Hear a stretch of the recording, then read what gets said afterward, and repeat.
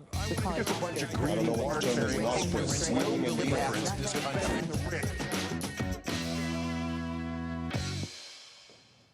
Hello and welcome to The Conversation. I'm Tony Katz. On today's show, journalism is dead. Long live journalism.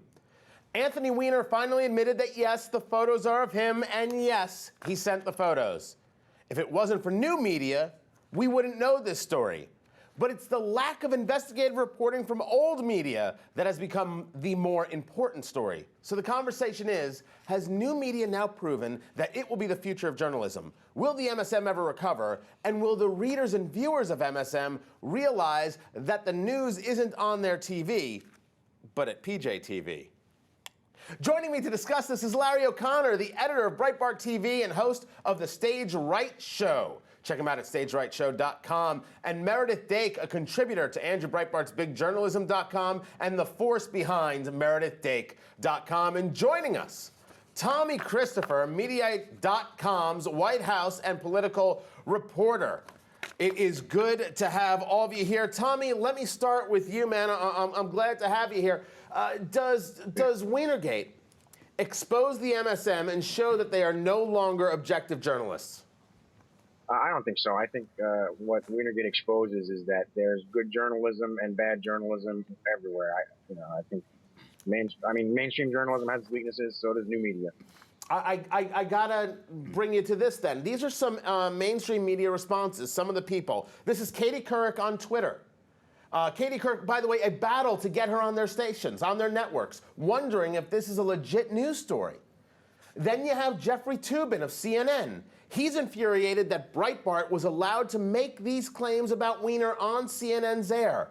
And finally, Brian Williams of NBC, from a story from newsbusters.org, he doesn't even cover Weinergate. He's covering the use of a helicopter by Governor Chris Christie of New Jersey. What does all of this tell you about the MSM's regard for this story?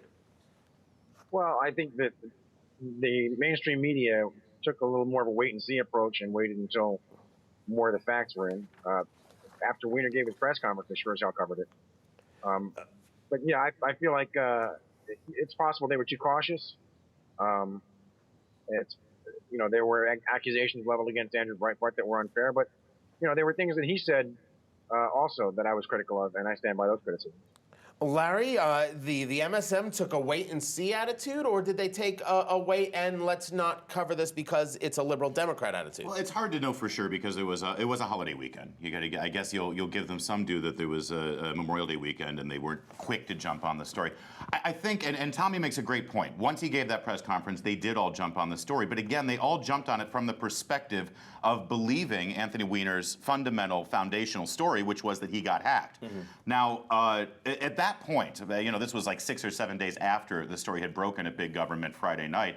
And by the way, when Big Government first reported this story, that was the angle of our story as well. The headline said, Representative Weiner claims he's been hacked, and here is the result of that hack. And that opened up a lot of questions, rightfully so. The problem is, all the way up until this Monday, when Anthony Weiner gave his press conference that has obviously vindicated the angle of the story from the beginning, the mainstream media's response has been to buy that and to just sort of reconstruct around the premise that he had been hacked. When all the facts, anybody with a logical brain looking at this, if you look at the most reasonable explanation was, yes, in fact, he did send this, and that did end up being the truth. So the question is, why does the mainstream media buy this story? They should know better. They should approach this congressman and this politician with a skeptical point of view. Which goes back to what the conversation is, remember. I create the titles of what we talk about here, which is the lack of journalism, the death of journalism in the mainstream media. Meredith, let me ask you this question. This is from the Ed Show. Ed Schultz is back in the saddle over there. He has on Joan Walsh of Salon.com, who's been all over Andrew Breitbart and all over this story. He has on Sally Cohn, who's been a guest on this show, and Bill Press, a real liberal's liberal. And here's what Joan Walsh had to say about Anthony Weiner after his admission. Take a look. The lying is what disturbs me. He implicated a lot of us. I gave him the benefit of the doubt, let's just say that. And, I look kind of stupid. But on the other hand, this was this was brought to light for political reasons. Why do you look stupid? Why do you say that? Oh, because I gave him the benefit of the doubt publicly, and pointed to the motivations of the people who were bringing this to light, which was to destroy him. In that quote, Meredith, she's what Joan Walsh is saying is what you're saying, Larry. I'm going to discount that. I'm going to discount that there's a news story here, that there's something about hacking, that whole conversation. This was about destroying Anthony Weiner. Is that the story? No, it's not. But this is what Joan Walsh does. I mean, if you remember, this is the third time. If you remember an earlier interview about Weinergate before, she was on with Chris Matthews. And she has to be repeatedly told over and over again about how she gets stories wrong.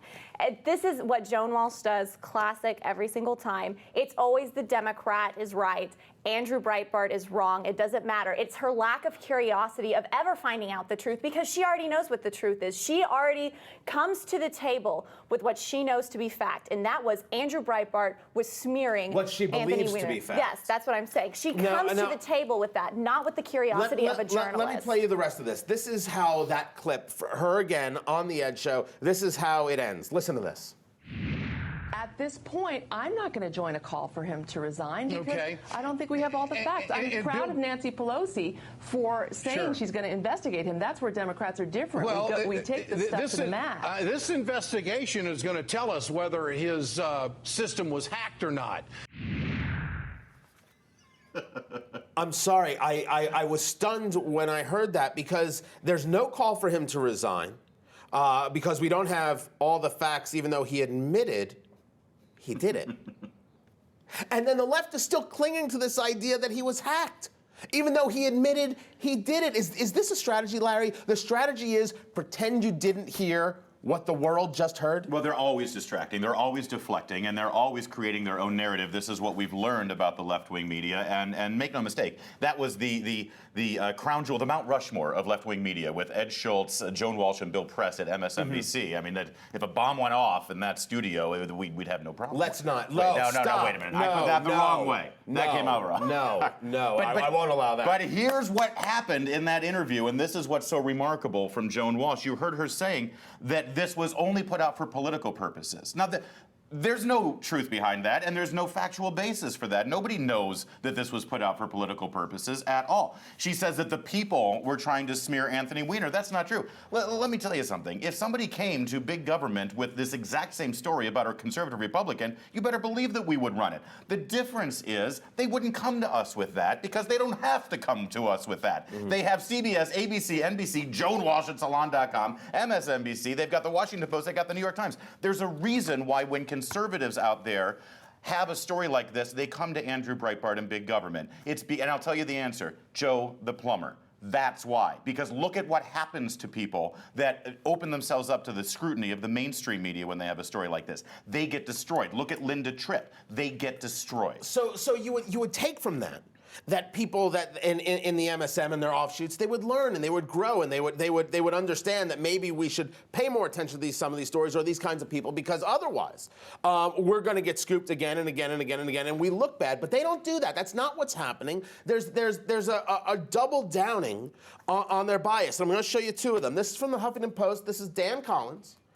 Dan Collins is the New York editorial writer there for the Huffington Post, and this is what he says: "No, it's not the cover-up; it's Weiner's idiotic behavior.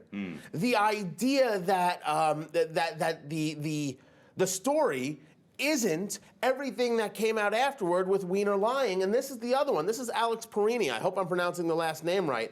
Of Salon.com. Take a look at that. He says there in the quote, "Andrew, you will get no apology from us." Or from me at least, because sometimes even complete frauds get lucky. I don't apologize to Glenn Beck the twice a year he's right about something either.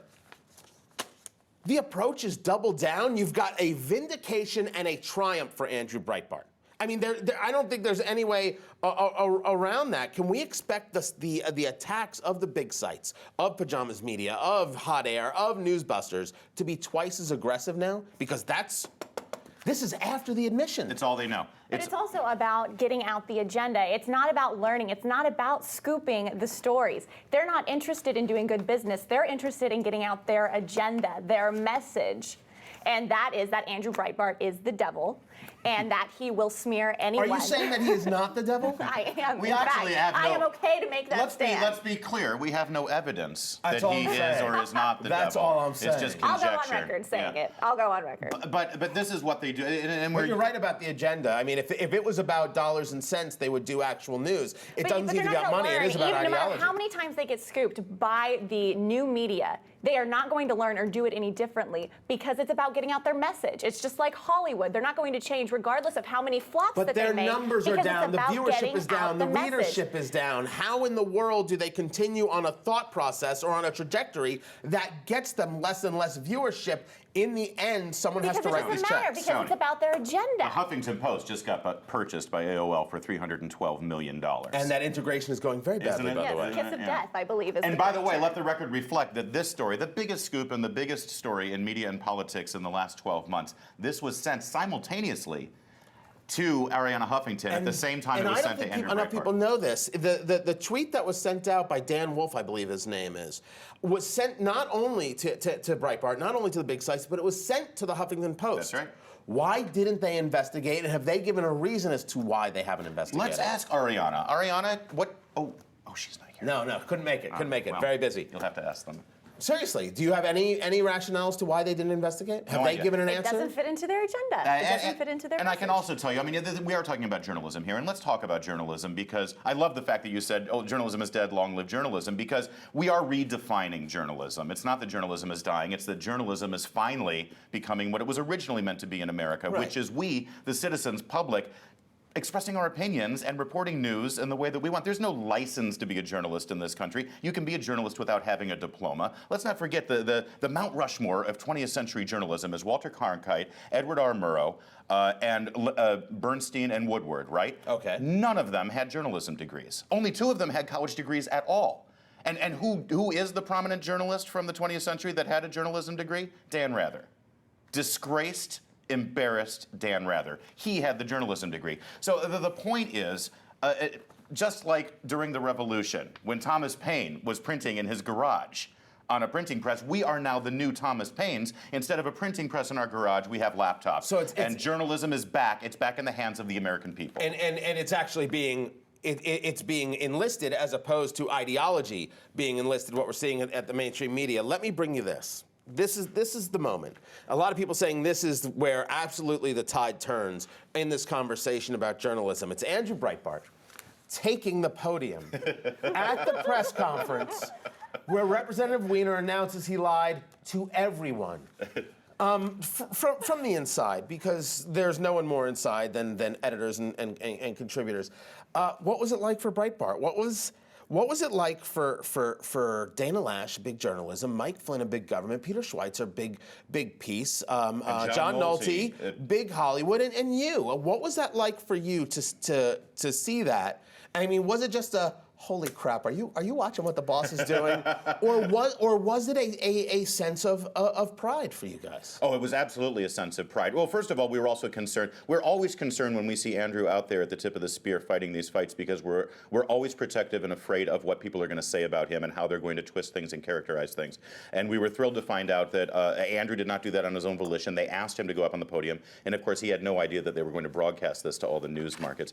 But then when you heard what he said and the way he approached this, yes, it was. I think John Nolte said it best. We all realized that we had the baddest ass boss in the world, and a legend was born at that moment. And hopefully now, this is what we want. You know, everybody's saying this is vindication for Breitbart and this is vindication for the bigs. We don't need a parade and we don't need to spike the football and we don't want a big party about this. Here's all we ask: the next time we have a story, the next time we scoop everyone, the next time we present something, we don't need to have every article written about it have a paragraph or two of qualifiers saying, you know, Andrew Breitbart also had selective editing in the Acorn tapes and also had the Sherrod videotape, which, by the way, was not selectively edited.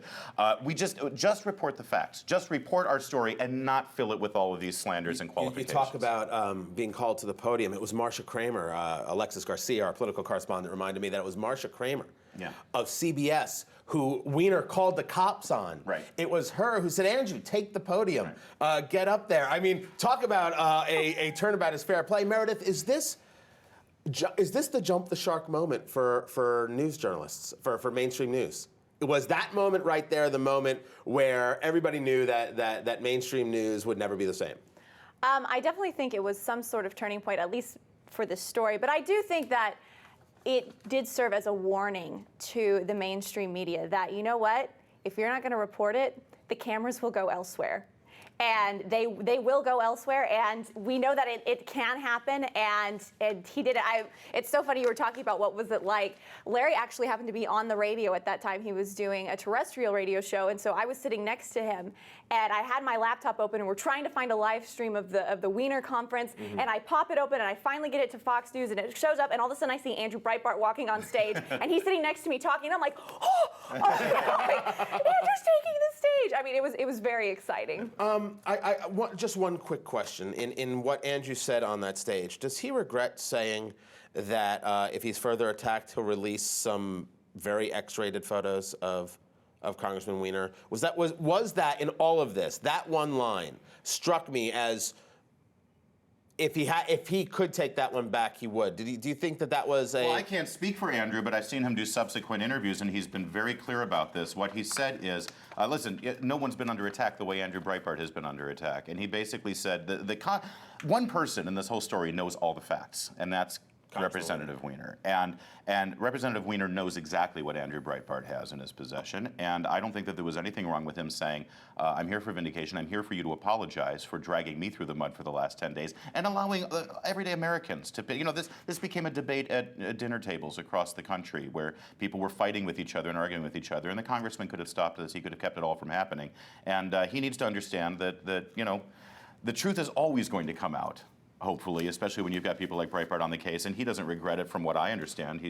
But again, I don't speak for him. But it was also about the politics of personal destruction for those women, right, who did come forward. I think that was what he was trying to communicate, and that's what I've seen in subsequent interviews as well. We're going to have to get to that another time. My thanks to Larry O'Connor, look at him right there, editor of Breitbart.tv and host of the Stage Right Show, midnight Eastern time, folks, StageRightShow.com, and Meredith Dake, contributor to BigJournalism.com and proprietor of MeredithDake.com. And he had to leave early, but I appreciate him being here. We'll have him back. Tommy Christopher, Mediaite.com's Washington reporter. You can check him out right there at Mediaite.com. As for me, you can find me on Twitter and Facebook. Just go to @TonyKatz and hear me every day on the radio at allpatriotsmedia.com. I'm Tony Katz. This is The Conversation. Have one on your own. We'll see you soon.